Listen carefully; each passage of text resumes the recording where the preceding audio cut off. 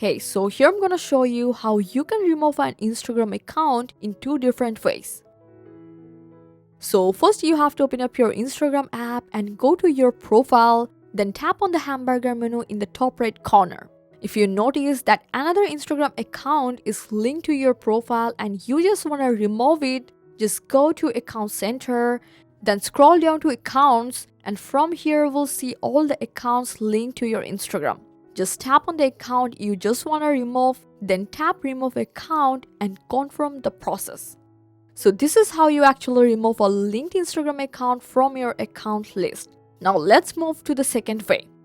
If you want to remove an Instagram account from the login page, you first need to log out. So for that, just from your settings and privacy, scroll down and go for logout.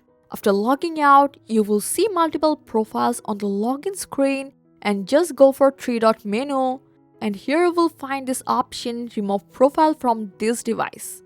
Just go for it, and next to the account you will get this remove option too. Just hit on this and confirm the process. And that's it. This is how you can remove Instagram accounts that you no longer use and clear them from your login history. I hope this guide helped you a lot. Make a like and subscribe for more Instagram tips and tricks. Thanks for watching.